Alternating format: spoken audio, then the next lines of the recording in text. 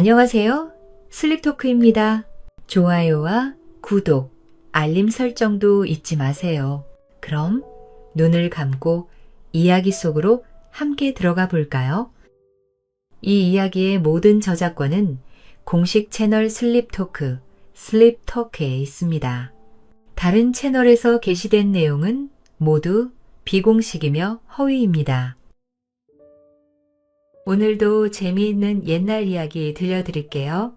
들려드릴 첫 번째 이야기는 어느 구울에 새로운 사또가 백성들의 민심을 알아보기 위해 일부러 수수한 옷차림으로 백성들을 찾아갑니다. 그런데 한 부자는 사또의 옷차림을 보고 사또에게 푸대접을 하는데요. 이후 사또는 부자를 혼내주기로 합니다. 이렇게 사람의 겉모습만 보고 그 사람을 판단할 수 없습니다. 어떠한 사람이든지 소중히 하고 존중해 줄 때 나도 존중받을 수 있지 않을까요?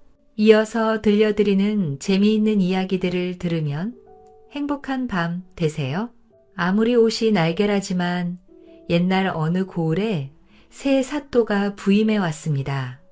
새 사또는 이 고을 사정을 전혀 모르고 있었어요. 그래서 사또는 무엇보다 먼저 이 고을의 민심을 알아봐야겠다고 생각했습니다. 백성들이 어떠한 마음을 가지고 있는가를 먼저 살펴보아야 고을을 잘 다스릴 수가 있기 때문입니다. 그러던 어느 날이었어요.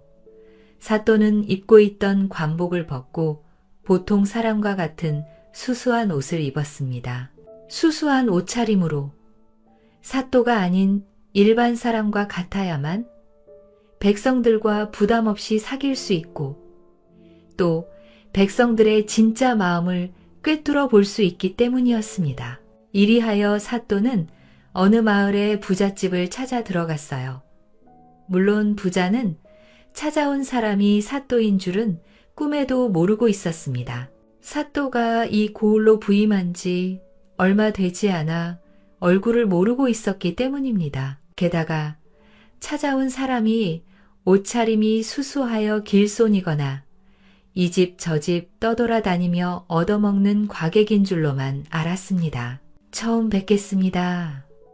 길을 가다가 배가 고파서 염치를 무릅쓰고 알았어. 너 자도 없이 길을 나선 모양이군. 원 너잖아. 가지고 다니지. 안 됐어. 허우대는 멀쩡한 양반이 주막에 들 노자도 없는 모양이군. 걔 앉아서 여기나 한술하고 가시오. 이 말을 하고 부자는 한 번 더 사또의 아래 위를 훑어보고는 안으로 들어갔습니다. 사또는 부자의 조롱하는 말이 듣자 뱃속에서 부글부글 무화가 끓어오르는 것 같았습니다. 마음만 같아서는 나는 과객이 아니라 이 고을의 신관 사또요 하고 실토하고 싶었지만 참았습니다. 백성들의 민심을 살피기 위해서 나왔는지라 그런 모욕죄는 약과로 여겨 참아야 된다고 생각했지요. 이윽고 이 집 하인이 점심상을 들고 나왔습니다. 그러나 사또는 상을 받아보고 참으로 실망했어요. 상 위에는 새까만 꽁보리밥 덩어리와 뚝배기에 담은 된장 한 그릇, 그리고 숟가락만 놓여 있었어요. 그야말로 거지 취급을 한 초라한 밥상이었습니다. 사또는 밥을 먹는 둥 마는 둥 이내 그 집에서 나와버렸어요. 그 부자의 쌀쌀한 인정에 대해서 욕이라도 퍼붓고 싶은 심정이었습니다. 그런 일이 있은 뒤 며칠이 지났어요. 사또는 다시 그 부자를 찾아갔습니다. 물론 그때에는 사또가 입는 버젓한 관복을 입고 떳떳이 찾아갔습니다. 그래도 부자는 며칠 전 수수한 옷차림으로 찾아왔던 사람이 바로 이 사또라는 것을 전혀 모르고 있었어요. 아무튼 사또가 그 부잣집에 찾아가자 부자는 기뻐서 몸둘 바를 몰랐습니다. 사또는 으리으리한 사랑에 안게 되었으며 호랑이 가죽으로 된 보려 위에 앉게 되었습니다. 며칠 전에 찾아왔을 때와는 하늘과 땅처럼 비교가 안 되었습니다. 이윽고 큰 교자상이 들어왔어요. 여자 종들이 음식을 연방 더 날라와서 상을 더욱 푸짐하게 차렸습니다. 그야말로 없는 것이 없었어요. 새갈비, 돼지갈비, 온갖 빛깔의 떡, 식혜, 과일, 거기다가 가지각색의 바다 생선, 여러 가지 지짐이, 하선, 그리고 나물들이 교자상이 비좁게 차려졌습니다. 상이 들어오자 부자는 은잔을 들고 사또에게 술을 권했습니다. 어떤 알이 이 잔 받으십시오. 저희 집에 오신 것을 참으로 기쁘게 생각합니다. 그리고 인심 좋고 살기 좋은 우리 고을의 사또로 오신 것을 또한 진심으로 축하합니다. 사또는 부자에게서 잔을 받았습니다. 그러면서 속으로는 못마땅하게 여기고 있었어요. 어찌 이럴 수가 있는가? 이 사람은 나를 보고 이렇게 위하는 것이 아니라 내가 입고 있는 옷을 위하는 것이나 다름이 없구나. 며칠 전에 수수한 옷차림으로 찾아온 사람도 오늘 또 옷을 차려입고 찾아온 사람도 나. 그렇다면 며칠 전과 다른 것은 내 옷차림뿐이 아닌가? 이 부자의 사람 대하는 법은 그 사람이 입고 있는 옷에 따라 다르단 말이야. 네, 이 사람의 모든 버릇을 고쳐 주어야겠구나. 사또는 마음속으로 이렇게 생각했습니다. 그러고는 부자가 되는 은잔을 받아 그 술을 자기가 입고 있는 옷에다 부었습니다. 뿐만 아니라 안주를 집어 또한 자기 옷 속 소매에 집어 넣었습니다. 그러자 부자는 눈을 휘둥그랗게 뜨고 사또에게 묻는 것이었어요. 또 무슨 일이 옵니까? 왜 술을 옷에다 붓고 안주들을 소매 속에다 집어 넣으시는지요? 이 말을 듣자 사또는 부자를 타일러 좋은 기회라고 생각했습니다. 그럴 만한 까닭이 있어서요. 까닭이요? 그렇지요. 내가 먹지 않고 옷에다 붓고 옷 소매 속에 넣는 데는 까닭이 있어요. 어디 국가덕이 무엇인가를 알고 싶습니다. 나으리, 소인에게 그 까닭을 좀 가르쳐 주실 수는 없을런지요? 부자는 몸이 달아 대답을 체결했습니다. 그러지요. 네, 대답하리다. 이것은 당신의 뜻대로 했을 뿐이요. 서인의 뜻대로라니요. 날이 도무지 무슨 말씀이신지 소인 짐작이 가지 않습니다. 당신은 나를 위해 잔을 권하고 음식을 대접하는 것이 아니라 내가 입고 있는 이 사또의 간복을 보고 잔을 권하고 대접한단 말이요? 아, 아니옵니다. 그 무슨 말씀을 그렇게 섭섭하게 하시는지요? 날이 소인이 받들어 매시는 것은 어디까지나 나으리의 은혜를 위해서이지 어찌 그 옷이라 합니까? 부자는 얼굴이 새파래지며 그렇지 않다고 변명을 했습니다. 사또는 이야기가 여기까지 오자 이제 사실대로 며칠 전에 일을 털어놓아야겠다고 생각했습니다. 며칠 전에 당신을 찾아온 과객이나 거지 같은 사람이 있었지요? 예? 가만히 있자. 과객이 아니라 그 옷차림이 꼭 거지와 같았어요. 그래서 내가 밤 환수를 주었지요. 분명히 밥 한 술이었죠. 예, 그렇습니다. 하하, 어지들에게야 꽁보리밥의 된장이 제 여가 아니옵니까? 요, 며칠 전에 찾아왔던 그 사람이 바로 나였소. 그럴 리가 있겠습니까? 분명히 그 사람은 거지였습니다. 부자는 시퍼렇게 잡아 떼었습니다. 아니요. 내가 이 거울에 부임한 바로 며칠 뒤였소. 이 골민심이 어떤가 하고 일부러 사또 간복을 벗고 수수한 옷차림을 하고는 맨 먼저 이 집을 찾아왔지요. 그런데 그때 당신은 내 옷차림을 보더니 깔보고 푸대접을 했소. 이 말을 듣자 부자님은 고개를 들고 한참 동안이나 사또의 얼굴을 빤히 쳐다보았습니다. 며칠 전에 거짓으로 찾아왔던 그 얼굴과 지금의 사또 얼굴을 비교하여 보고 있는 것입니다. 그러더니 부자는 다시 무릎을 꿇고 사또 앞에 엎드렸습니다. 나는 나으리 소인 죽을 죄를 지었습니다. 이 어리석은 놈을 굽어 살피시어 떡으로 이 용서해 주시기를 빕니다. 세상에 어찌 그럴 수가 있어? 며칠 전에는 그렇게도 푸대접하던 분이 오늘은 이렇게도 융숭하게 대접하는 걸 보니 이 모두가 입고 있는 옷을 보고 사람을 차별하는 것이 분명하오. 내가 지금 옷에 술을 붓고 어소매 속에다 음식을 넣은 것도 당신이 나를 위한다기보다 내 옷을 이야기해 나도 그렇게 해본 것이오. 아무리 의복이 날개라지만 그 의복보다도 그 의복 밑에 뛰고 있는 마음을 볼 줄 알아야지요. 앞으로는 절대로 겉에 걸친 의복으로 그 사람을 보지 말기를 바라오. 내 말을 알아듣겠소? 사또 나으리 고맙습니다. 정말 고맙습니다.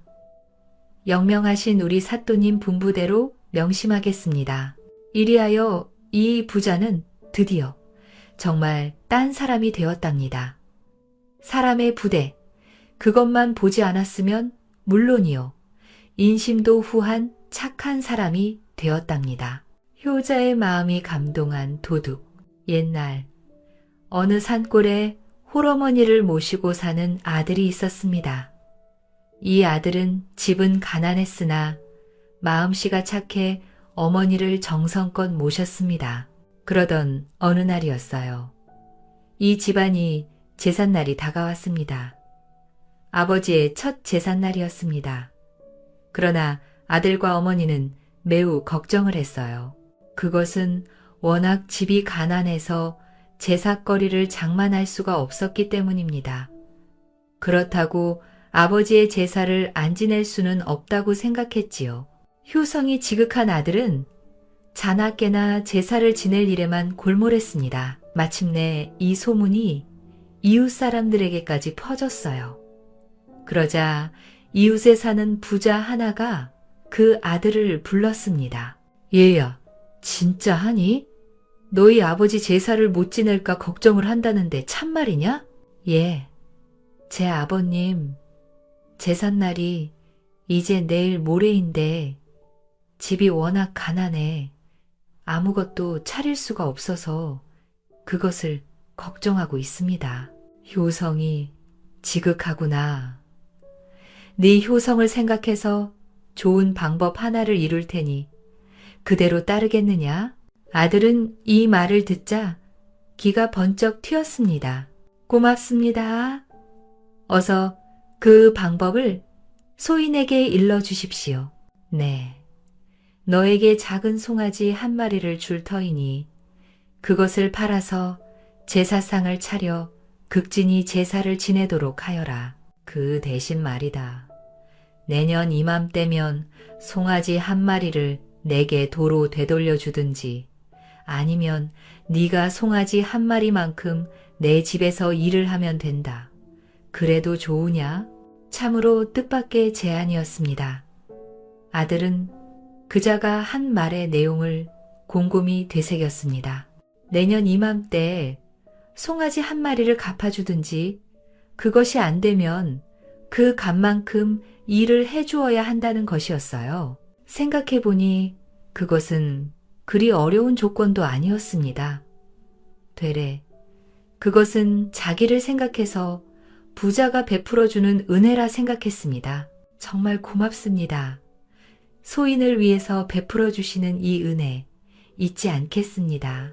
이리하여 효자는 부잣집에서 송아지 한 마리를 얻어가지고 그 집을 나왔습니다. 마침 그 이튿날이 장날이었어요. 옛날 시골에선 닷새 만에 한 번씩 장이 섰습니다. 효자는 송아지를 끌고 장으로 갔어요. 그것을 팔아서 제삿거리를 살 작정이었습니다. 아버지의 첫 제사를 허술하게 할 수는 없다고 생각했지요. 그런데 효자는 장에서 집으로 돌아오다가 뜻밖에도 산길에서 도둑을 만났습니다. 도둑은 제삿거리를 빼앗고 효자에게 나머지 돈도 내놓으라고 했습니다. 길어져. 효자는 자기 부친 제사에 관한 이야기를 하면서 제발 빼앗지 말라고 애걸을 했습니다. 도둑과 효자는 서로 옥신각신 소리를 지르고 있었습니다. 바로 이때였어요. 그것을 지나가던 포졸들이 이 광경을 보았습니다. 그러곤 무엇 때문에 서로 다투느냐고 물었지요. 그러자 효자는 얼른 포졸 앞에 나섰습니다. 나으리, 지금 저희들은 다투고 있는 게 아닙니다. 아니, 다투고 있는 게 아니라고? 그러면 왜 이렇게 옥신각신하고 있느냐? 예, 나으리 들어보세요. 저희 아버님이 살아계실 때 이분에게서 돈을 꾸어다 썼거든요. 그래서 제가 그 빚을 갚겠다며 돈을 드려도 이분은 자꾸 사양만 하시군요. 저는 그 빚을 드리려고 하고 또 이분은 받지 않겠다고 하니까 꼭 싸우는 모양이 되었습니다요. 그래, 그거 참 기특한 사람들이구먼. 세상에 당신네들 같은 사람이 또 어디 있겠어? 그럼 잘 협의해서 해결하시오. 난 이만 가겠소. 이러더니 포졸은 그곳을 떠났습니다. 한편 그 옆에서 효자가 둘러대는 거짓말을 듣고 있던 도둑은 그것에 감동을 받았습니다. 연일 사람 같으면 포졸에게 일러 바쳐 당장 자기를 체포하도록 했을 것이라고 생각하니 참으로 그 효자가 고맙기 이를 데 없었습니다. 비록 거짓말로 꾸며냈지만 자기를 위해서 그럴싸하게 재치를 부려준 그 효자가 참으로 고마웠습니다. 이리하여 도둑은 빼앗았던 제삿거리는 물론 자기 돈까지도 내놓으며 자기 잘못을 빌었습니다. 효자가 안 받으려고 하자 도둑은 효자를 따라 그 부잣집을 찾아갔어요. 그리고는 효자가 받은 그 송아지 값을 물어주고 어디론가 가버렸습니다. 한편 효자는 효자대로 성의껏 제사를 차려서 그 이튿날 아버지 제사를 잘 모셨답니다. 저 아이들이 재주나 성품을 서로 반반씩 나누어 태어났더라면 얼마나 좋아. 아휴, 하느님도 무심하지. 왜 하필이면 저런 바보가 태어나게 했을까. 마침내 그 어머니도 늙어 죽었습니다. 그런데 우리나라 옛 풍속에는 장사를 치를 때에는 팥죽을 끓이기로 되어 있었습니다. 그래서 아우는 형에게 팥죽을 끓이도록 일러놓고 자신은 동네 사람들에게 자기 어머니가 죽었다는 기별을 하러 나갔습니다.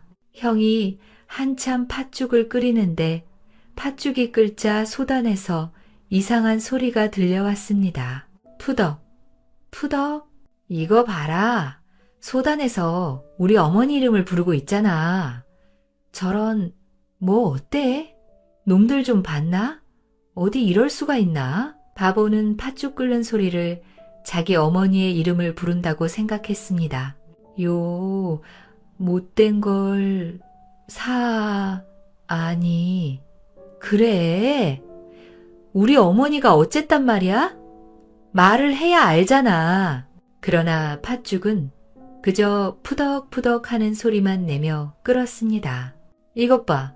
두 사람 놀리는 거냐? 왜 말을 안 하는 거야? 너 사람을 우습게 보는 모양인데. 좋아. 그러면 나도 참을 수 없어.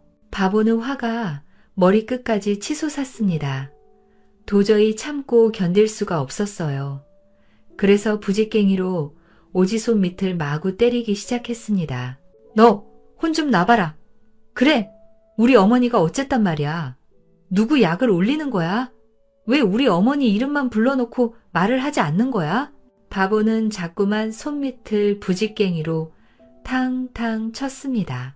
그러자 마침내 오지솥의 밑바닥이 구멍이 뻥 뚫렸습니다. 이와 동시에 끓고 있던 팥죽이 푸덕푸덕 하는 소리를 멈추고 그 구멍으로 주르르 쏟아져 내렸습니다. 이제야 푸덕푸덕하고 우리 어머니 이름을 부르지 않는구나. 에이, 어리석은 놈. 진작 그쳤으면 맞지는 않았지. 넌 정말 바보로구나. 이때 아우는 마을 사람들을 데리고 집으로 왔습니다. 그러고는 팥죽을 끓이고 있는 형에게로 다가갔어요. 그런데 이게 무슨 꼴이에요?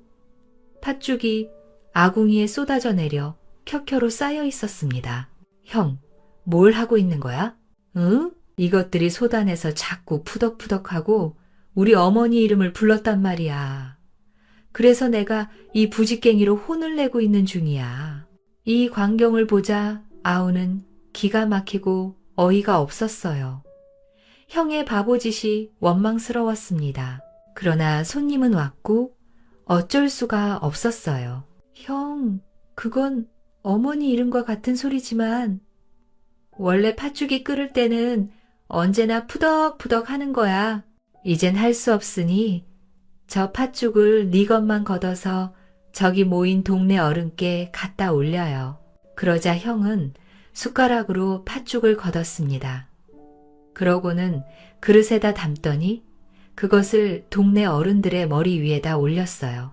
이 바보는 갖다 올리라는 말이 갖다 머리 위에 올려놓으라는 말인 줄 오해한 것이었습니다. 이 바람에 놀란 것은 동네 사람들이었어요.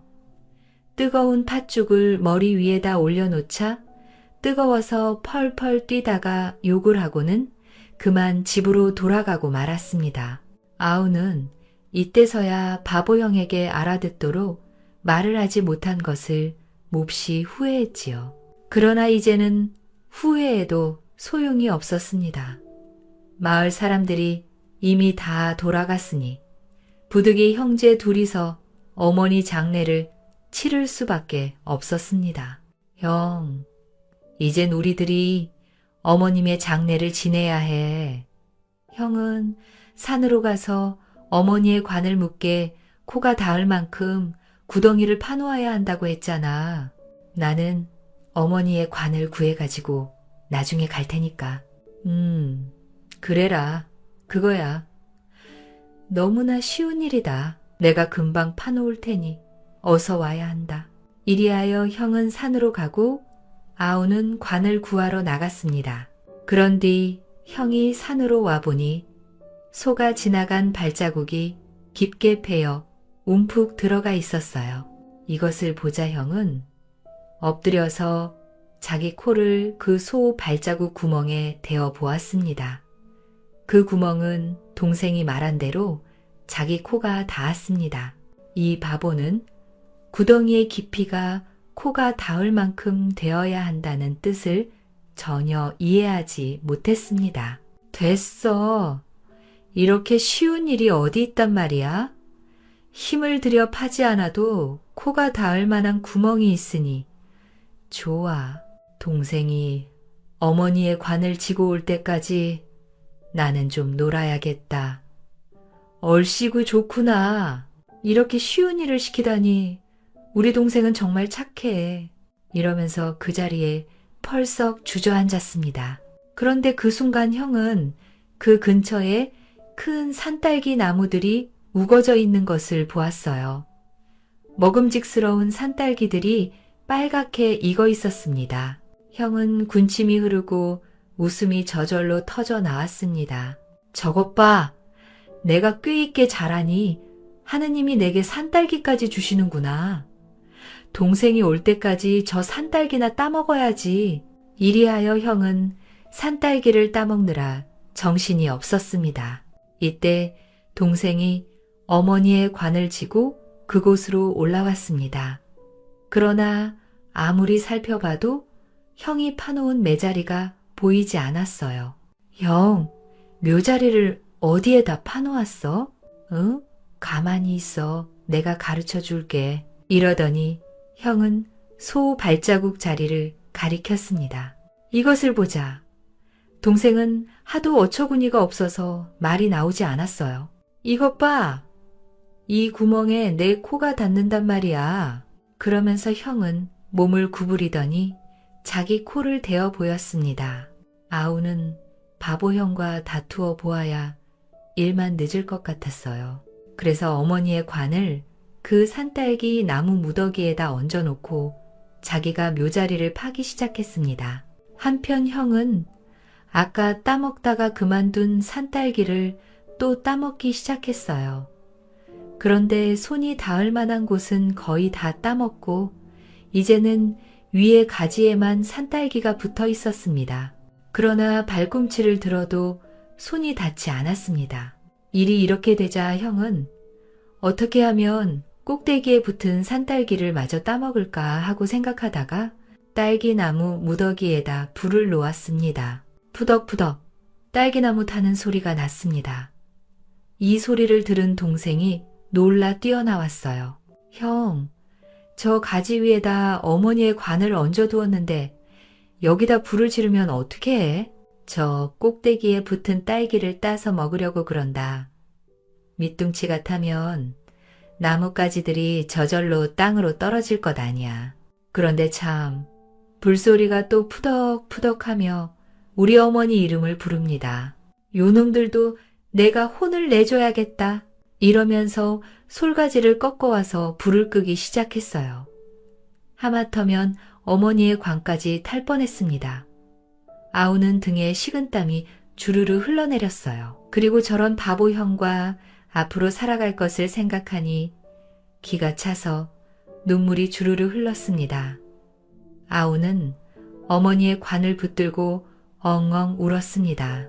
저놈들이 이제는 다 꺼졌으니 우리 어머니를 다시는 부르지 않을 것이다. 울긴? 왜 우니? 그런데 네가 파놓은 구덩이가 너무 깊어 코가 빠지겠구나. 그래도 아우는 어머니의 관을 붙들고 울고만 있었답니다. 재치 있는 향수 덕분에 옛날 어느 마을에 두 형제가 살았습니다. 그런데 아우는 바람둥이였고 형은 큰 부자였어요. 그리하여 어머니는 작은 아들 때문에 마음 편한 날이 없었지요. 아우는 객지를 돌아다니며 늘 돈을 헤프게 썼습니다. 살림이 기울어 형이 보다 못해 도와주면 얼마 안 가서 그것도 홀랑 다 써버리고 했지요. 이런 일이 몇 번 되풀이 되자 형도 화가 나서 아우를 더 이상 도와주지 않았습니다. 예리하여 아우의 살림은 점점 기울어져 갔습니다. 이제 논밭도 얼마 남지 않았어요. 이 딱한 형편을 옆에서 지켜보던 어머니는 안타깝고 속이 상해 견딜 수가 없었어요. 아이고, 저 떠돌이가 언제 마음을 가라앉혀 살림을 하고 저러다간 몇 년 안 가서 제 살림을 다 까먹겠구나. 어머니는 작은 아들이 볼 때마다 타이르고 꾸중을 했습니다. 그리고 작은 아들의 못된 버릇이 고쳐지도록 비손도 하고 절에 가서 부처님께 공도 드렸습니다. 그러던 어느 가을이었어요. 이 바람둥이 작은 아들도 가을 추수 때에는 언제나 꼭꼭 집으로 돌아왔습니다. 그것은 농사일이 걱정이 되어서가 아니었어요. 그보다는 되리 추수한 벼를 팔아서 또 객지로 나가기 위해서였습니다. 그런데 대체로 농부들은 흩은 벼를 멍석에 널어 단단하게 말려서 섬에 담았습니다. 그래야만 나중에 상하지 않게 오래도록 저장을 할 수가 있었습니다.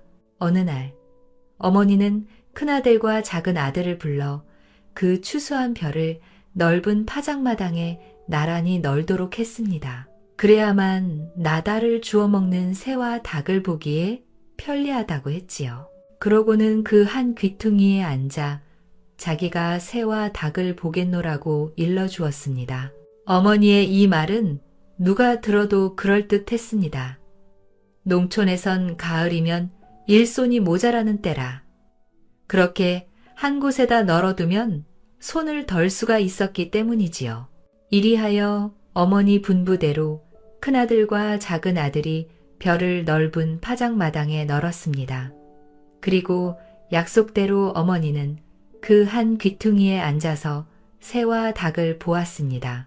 그러나 어머니는 때때로 일어서서 주위를 살피곤 했어요. 새나 닭이 오지 않았는데도 사방을 두리번거렸습니다.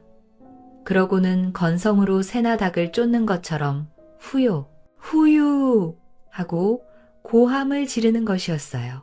누가 들으면 영락없이 어머니가 새나락을 쫓고 있는 것이라 여겼을 것입니다. 그러나 어머니는 일어서서 새나 닭을 쫓는 신역을 하면서 사실은 그때마다 큰아들의 벼를 두 손으로 움켜 작은 아들네 멍석에다 퍼 넘겼습니다.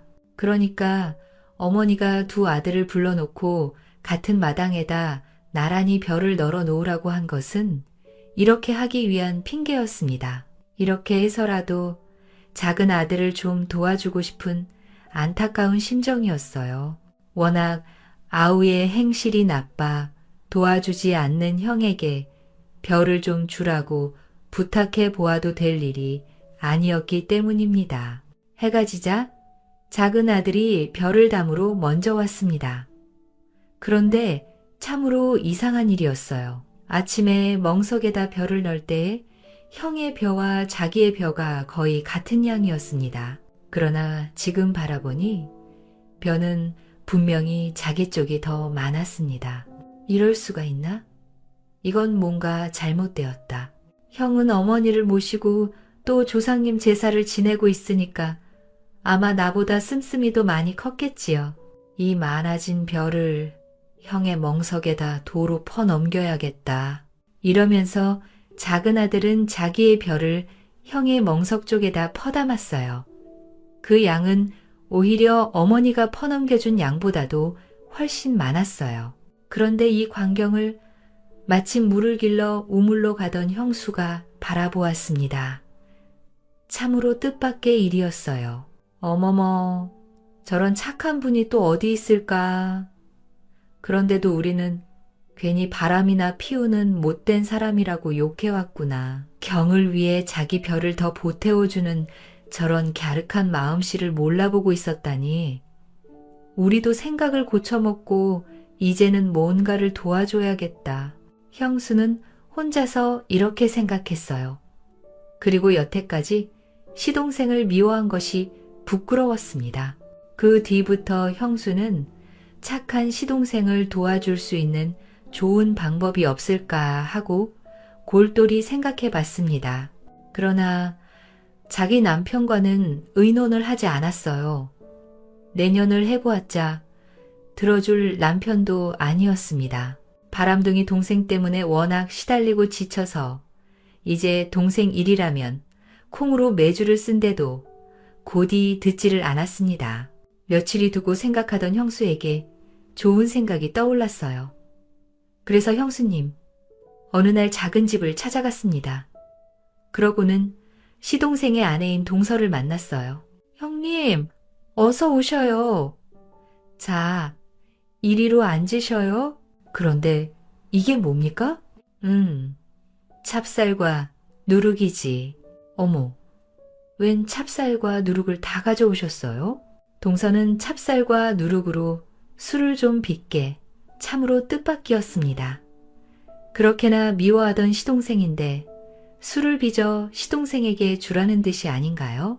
그야말로 해가 서쪽에서 떠오를 일이었어요. 형님, 참으로 고마워요. 하지만 그래도 괜찮을까요? 술 때문에 바람이 더 나면 어떡하지요? 이 사람아, 그건 염려 놓으시게 그 술을 서방님 드리란 것이 아니니까네. 그럼 술을 빚거든 걸러다가 문 바퀴를 다 놓아두게. 그리고 그 앞을 지나가는 마을 사람들이 마음대로 퍼마시게 하란 말이야. 예, 형님. 동서. 그 이유는 묻지 말게이. 다 서방님과 동서를 위하는 일이니까네. 시키는 대로만 해보게. 참으로 알 수 없는 일이었어요. 무엇 때문에 동네 사람들에게 술 대접을 하라는지 그 까닭을 알 수가 없었습니다. 그러나 이것이 자기와 남편을 위해서라니 거절할 수도 없었습니다. 형님이 시키는 대로 할게요. 형님이 어떤 분이에요? 죽으라면 당장 죽는 실험이라도 해야죠. 하물며 우리를 위하는 일이라 하셨는데 무슨 일은 듯 못하겠어요. 형님, 분부대로 술을 빚을게요. 이리하여 작은 며느리는 둔독에다 술을 빚었습니다. 그리고 며칠이 지나 술이 익자 큰 동서가 시키는 대로 그 술을 걸러서 집 앞길에다 놓아두고 조롱박까지 띄워놓았습니다.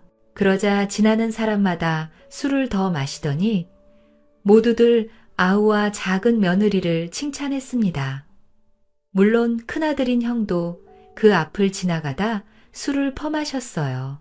그러나 형은 칭찬을 하지 않고 속으로 동생을 욕했습니다.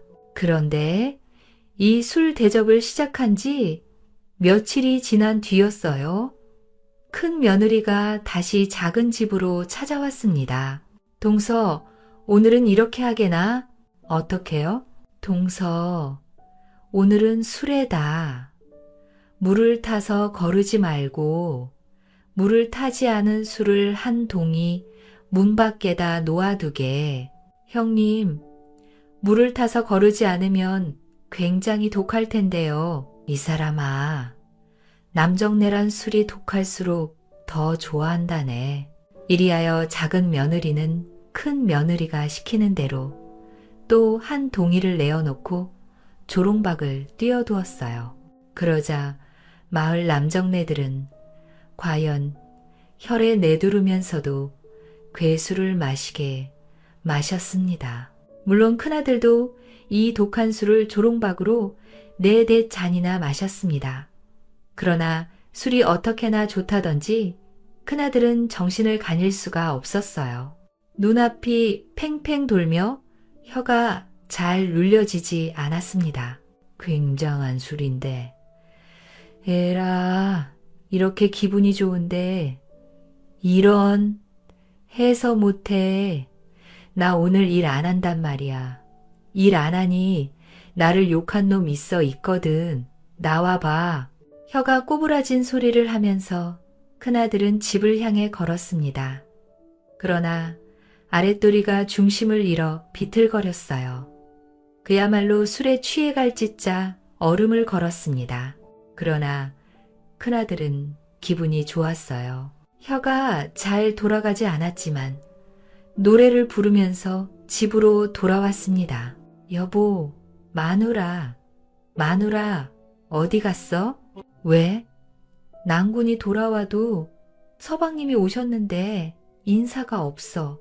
아니, 이거 어찌 된 거요?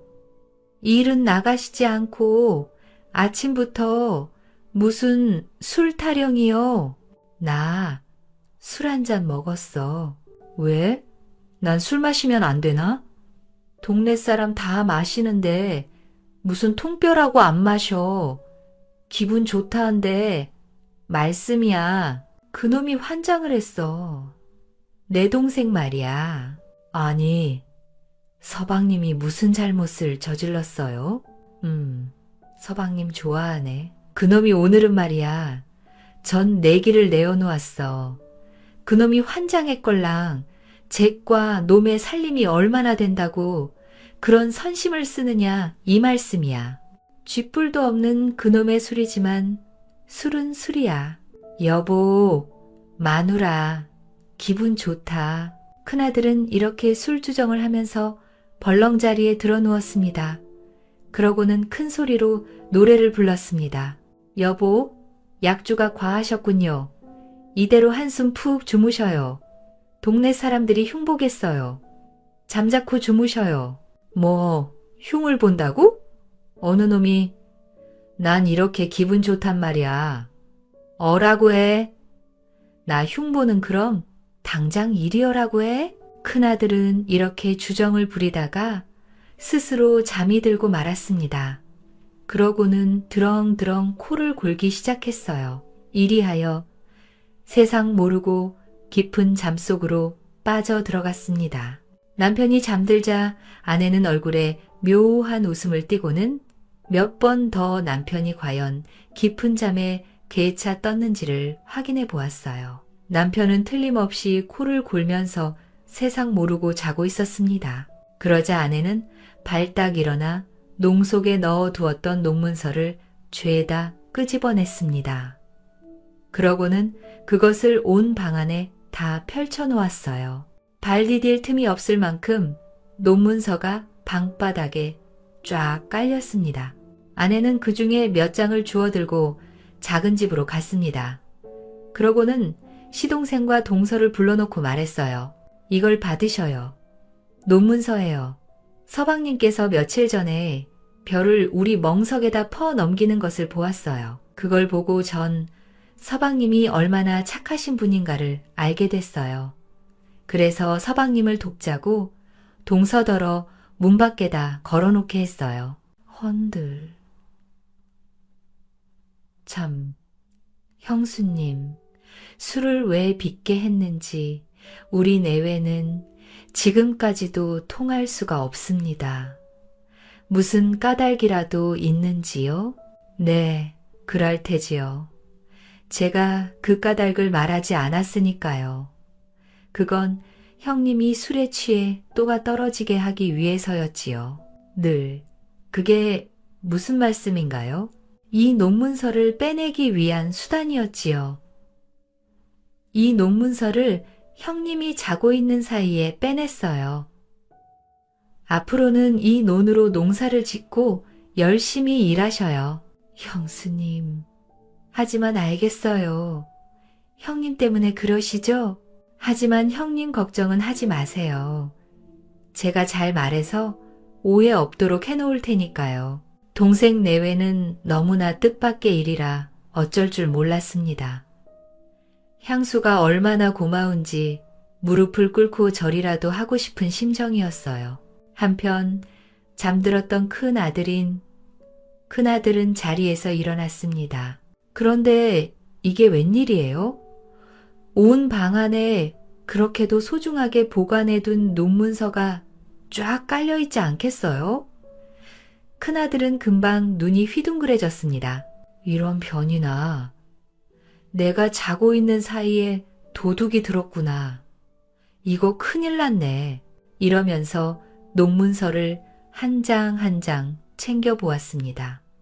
한참 동안 논문서를 챙기고 있는데 동생 집에 갔던 아내가 돌아왔어요. 여보, 당신은 어디 갔다 오는 거야? 내가 자고 있는 사이에 도둑이 들었잖소. 집도 안 보고 돌아다니니까 이런 변을 당하지 않소. 아니, 이 양반, 정신 좀 봐라. 도둑이 들다니, 그게 무슨 말이요? 아무리 술에 취했거니로써니 그렇게도 정신이 없어. 아까 당신이 논문서 다 끄집어냈지 않아요? 아내는 이렇게 시치미를 뚝 떼었습니다. 남편에게 거짓말을 한다는 것은 나쁜 일이었으나 그 거짓말로 작은 집을 돕고 또 형제간에 외가 깊어진다면 과히 큰 허물이 안 되는 것이라고 생각했어요. 아니, 내가 그 집안에 했다고. 아, 동생이 술까지 빚어 대접하는 걸 보면 이제 착한 사람이 됐다면서 눈을 몇 마지기 주어야겠다고 하지 않았어요? 그러면서 논문서 몇 장을 저보고 동생에게 갖다 주라고 하시지 않았어요. 그래서 지금 전 작은 집에 갔다 오는 길이에요. 여보, 참 잘하셨어요. 많지도 않은 동기간에 이렇게 우애가 깊으니 얼마나 좋은 일이에요. 서방님도 이제 정말 착한 사람이 됐어요. 이러면서 아내는 시동생이 언젠가 별을 널어 말릴 때 자기 별을 형네 멍석에다 퍼넘기던 이야기를 해주었습니다. 그런데 이야기를 듣고 있던 남편인 뭐가 뭔지 머릿속이 띵했습니다. 사실 아내의 말대로 논문서를 준 듯도 안 주듯도 하여 기억이 흐릿했습니다. 워낙 독한 술에 취해 자기가 한 짓을 똑똑히 기억할 수가 없었어요. 그러나 이제 그것을 따지고 밝혀보았자 아무 소용이 없는 일이었습니다. 거기다가 동생이 자기 벽까지 형을 위해 퍼 넘길 만큼 착한 사람이 되어 있지 않은가요? 그리고 아내도 자기가 아우를 위해 눈을 나누어 주었다고 칭찬하고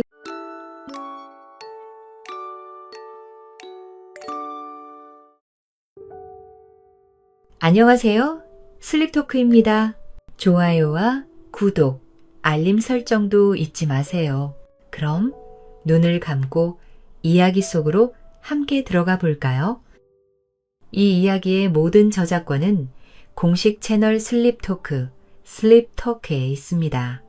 다른 채널에서 게시된 내용은 모두 비공식이며 허위입니다. 오늘도 재미있는 옛날 이야기 들려드릴게요. 들려드릴 첫 번째 이야기는 어느 구울에 새로운 사또가 백성들의 민심을 알아보기 위해 일부러 수수한 옷차림으로 백성들을 찾아갑니다. 그런데 한 부자는 사또의 옷차림을 보고 사또에게 푸대접을 하는데요. 이후 사또는 부자를 혼내주기로 합니다. 이렇게 사람의 겉모습만 보고 그 사람을 판단할 수 없습니다. 어떠한 사람이든지 소중히 하고 존중해 줄 때 나도 존중받을 수 있지 않을까요? 이어서 들려드리는 재미있는 이야기들을 들으면 행복한 밤 되세요. 아무리 옷이 날개라지만 옛날 어느 고을에 새 사또가 부임해 왔습니다. 새 사또는 이 고을 사정을 전혀 모르고 있었어요. 그래서 사또는 무엇보다 먼저 이 고을의 민심을 알아봐야겠다고 생각했습니다. 백성들이 어떠한 마음을 가지고 있는가를 먼저 살펴보아야 고을을 잘 다스릴 수가 있기 때문입니다. 그러던 어느 날이었어요. 사또는 입고 있던 관복을 벗고 보통 사람과 같은 수수한 옷을 입었습니다. 수수한 옷차림으로 사또가 아닌 일반 사람과 같아야만 백성들과 부담 없이 사귈 수 있고 또 백성들의 진짜 마음을 꿰뚫어 볼 수 있기 때문이었습니다. 이리하여 사또는 어느 마을의 부잣집을 찾아 들어갔어요. 물론 부자는 찾아온 사람이 사또인 줄은 꿈에도 모르고 있었습니다. 사또가 이 고을로 부임한 지 얼마 되지 않아 얼굴을 모르고 있었기 때문입니다. 게다가 찾아온 사람이 옷차림이 수수하여 길손이거나 이 집 저 집 떠돌아다니며 얻어먹는 과객인 줄로만 알았습니다. 처음 뵙겠습니다. 길을 가다가 배가 고파서 염치를 무릅쓰고 알았어. 너 자도 없이 길을 나선 모양이군. 원 너잖아. 가지고 다니지. 안 됐어. 허우대는 멀쩡한 양반이 주막에 들 노자도 없는 모양이군. 걔 앉아서 여기나 한술하고 가시오. 이 말을 하고 부자는 한 번 더 사또의 아래 위를 훑어보고는 안으로 들어갔습니다. 사또는 부자의 조롱하는 말이 듣자 뱃속에서 부글부글 무화가 끓어오르는 것 같았습니다. 마음만 같아서는 나는 과객이 아니라 이 고을의 신관 사또요 하고 실토하고 싶었지만 참았습니다. 백성들의 민심을 살피기 위해서 나왔는지라 그런 모욕죄는 약과로 여겨 참아야 된다고 생각했지요. 이윽고 이 집 하인이 점심상을 들고 나왔습니다. 그러나 사또는 상을 받아보고 참으로 실망했어요. 상 위에는 새까만 꽁보리밥 덩어리와 뚝배기에 담은 된장 한 그릇, 그리고 숟가락만 놓여 있었어요.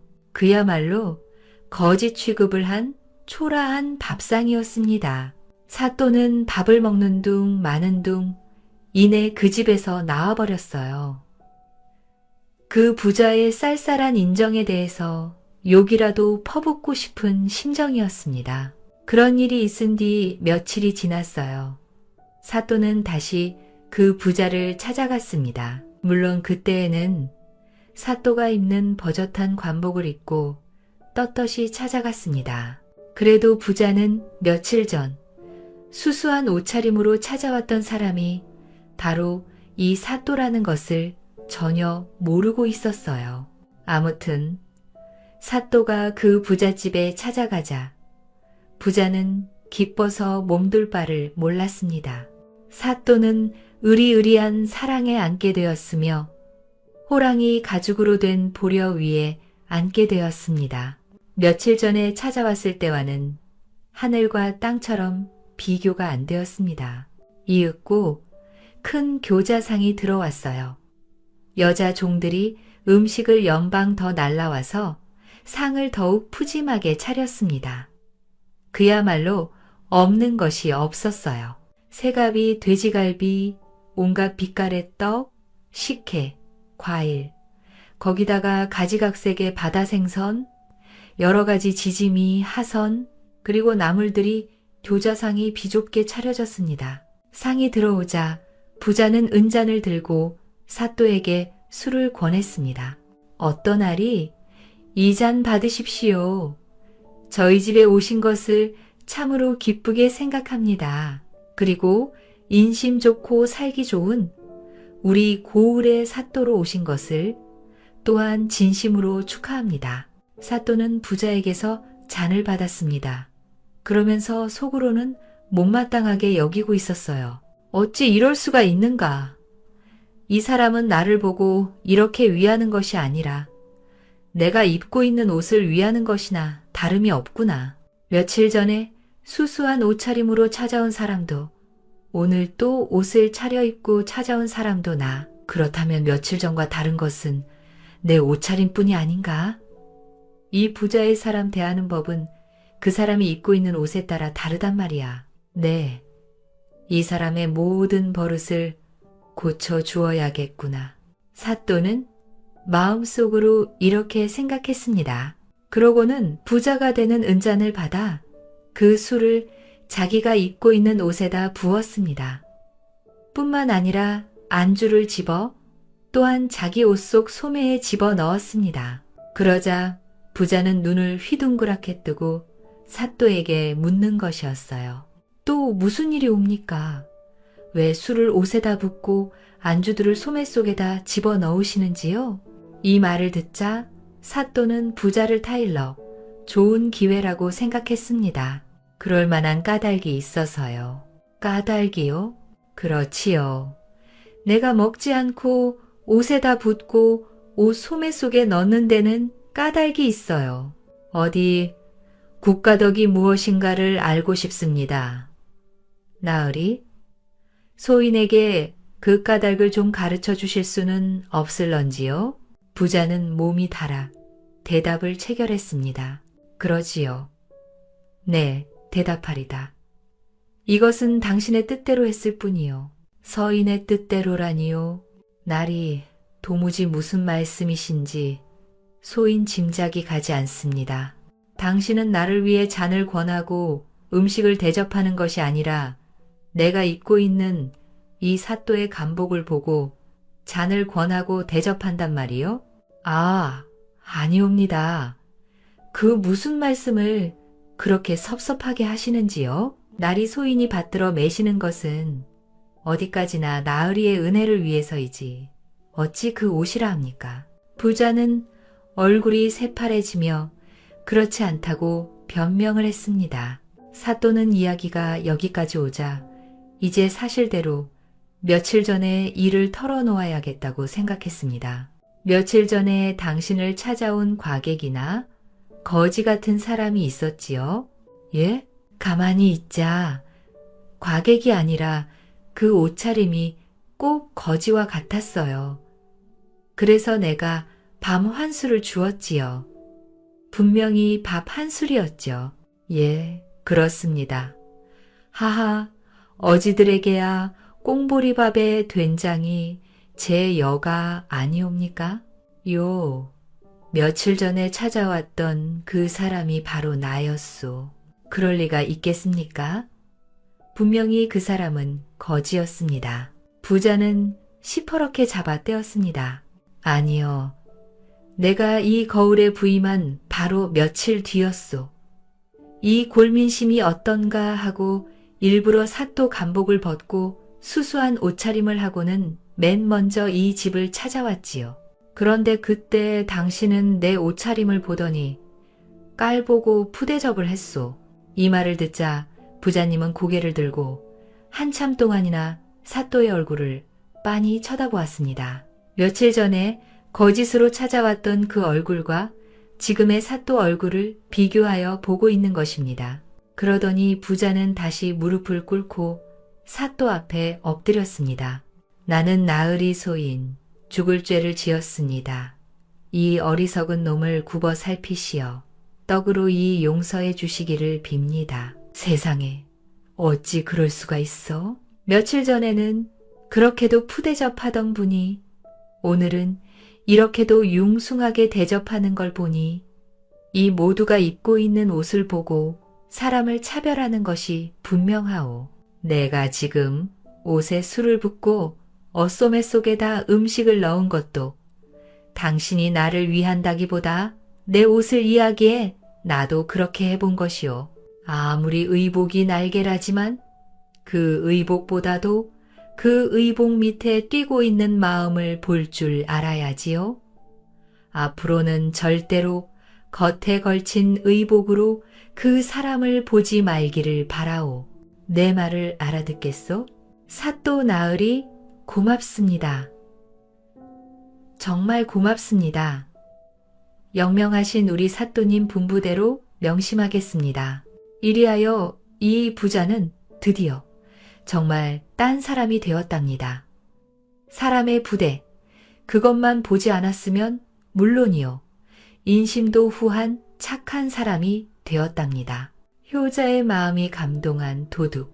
옛날 어느 산골에 홀어머니를 모시고 사는 아들이 있었습니다. 이 아들은 집은 가난했으나 마음씨가 착해 어머니를 정성껏 모셨습니다. 그러던 어느 날이었어요.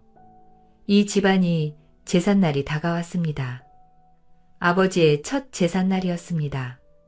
그러나 아들과 어머니는 매우 걱정을 했어요. 그것은 워낙 집이 가난해서 제삿거리를 장만할 수가 없었기 때문입니다. 그렇다고 아버지의 제사를 안 지낼 수는 없다고 생각했지요. 효성이 지극한 아들은 자나깨나 제사를 지낼 일에만 골몰했습니다. 마침내 이 소문이 이웃 사람들에게까지 퍼졌어요.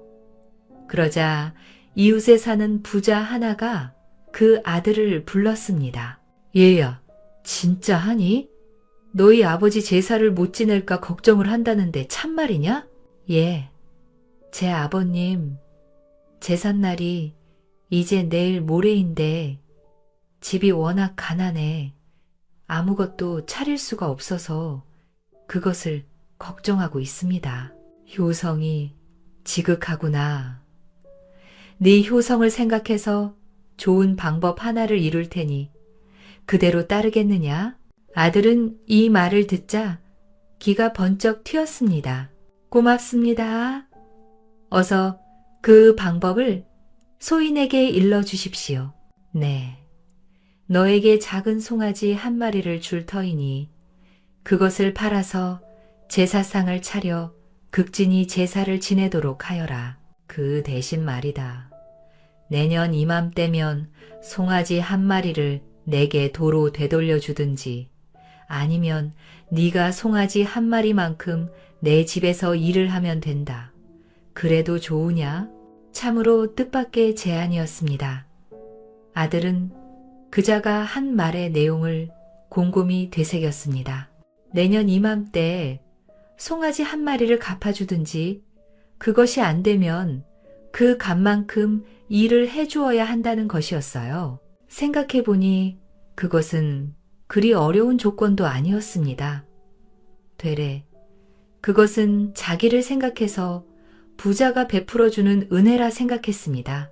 정말 고맙습니다. 소인을 위해서 베풀어 주시는 이 은혜 잊지 않겠습니다. 이리하여 효자는 부잣집에서 송아지 한 마리를 얻어가지고 그 집을 나왔습니다. 마침 그 이튿날이 장날이었어요. 옛날 시골에선 닷새 만에 한 번씩 장이 섰습니다. 효자는 송아지를 끌고 장으로 갔어요. 그것을 팔아서 제삿거리를 살 작정이었습니다. 아버지의 첫 제사를 허술하게 할 수는 없다고 생각했지요. 그런데 효자는 장에서 집으로 돌아오다가 뜻밖에도 산길에서 도둑을 만났습니다. 도둑은 제삿거리를 빼앗고 효자에게 나머지 돈도 내놓으라고 했습니다. 길어져. 효자는 자기 부친 제사에 관한 이야기를 하면서 제발 빼앗지 말라고 애걸을 했습니다. 도둑과 효자는 서로 옥신각신 소리를 지르고 있었습니다. 바로 이때였어요. 그것을 지나가던 포졸들이 이 광경을 보았습니다. 그러곤 무엇 때문에 서로 다투느냐고 물었지요. 그러자 효자는 얼른 포졸 앞에 나섰습니다. 나으리, 지금 저희들은 다투고 있는 게 아닙니다. 아니, 다투고 있는 게 아니라고? 그러면 왜 이렇게 옥신각신하고 있느냐? 예, 나으리 들어보세요. 저희 아버님이 살아계실 때 이분에게서 돈을 꾸어다 썼거든요. 그래서 제가 그 빚을 갚겠다며 돈을 드려도 이분은 자꾸 사양만 하시군요. 저는 그 빚을 드리려고 하고 또 이분은 받지 않겠다고 하니까 꼭 싸우는 모양이 되었습니다요. 그래, 그거 참 기특한 사람들이구먼. 세상에 당신네들 같은 사람이 또 어디 있겠어? 그럼 잘 협의해서 해결하시오. 난 이만 가겠소. 이러더니 포졸은 그곳을 떠났습니다. 한편 그 옆에서 효자가 둘러대는 거짓말을 듣고 있던 도둑은 그것에 감동을 받았습니다. 연일 사람 같으면 포졸에게 일러 바쳐 당장 자기를 체포하도록 했을 것이라고 생각하니 참으로 그 효자가 고맙기 이를 데 없었습니다.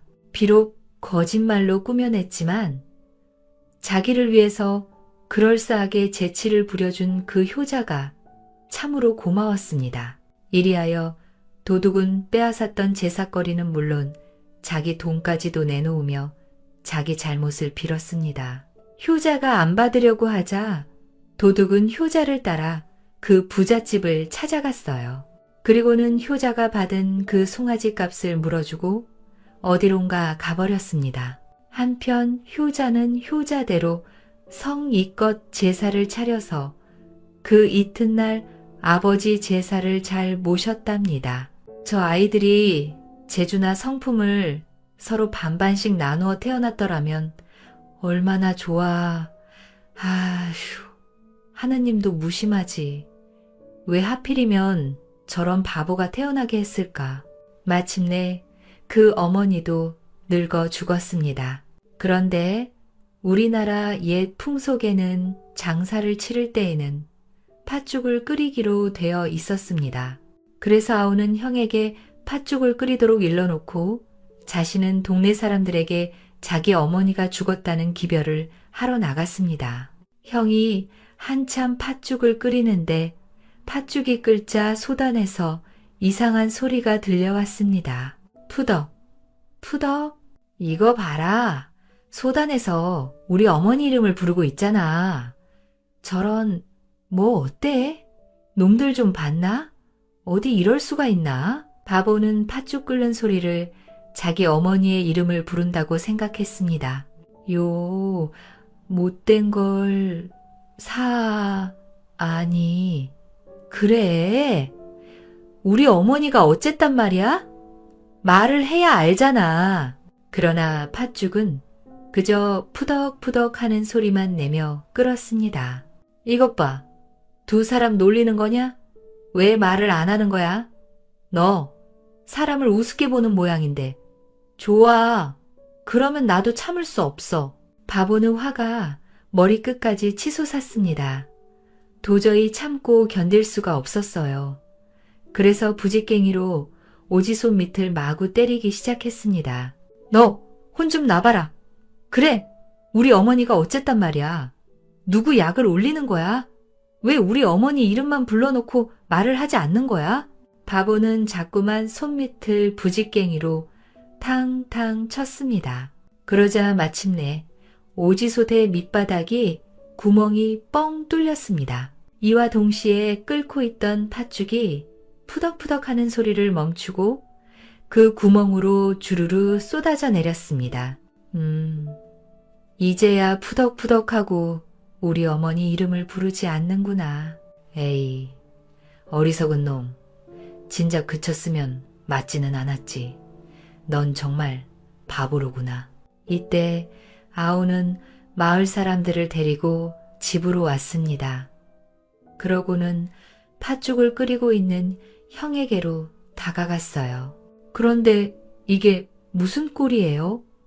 팥죽이 아궁이에 쏟아져 내려 켜켜로 쌓여 있었습니다. 형, 뭘 하고 있는 거야?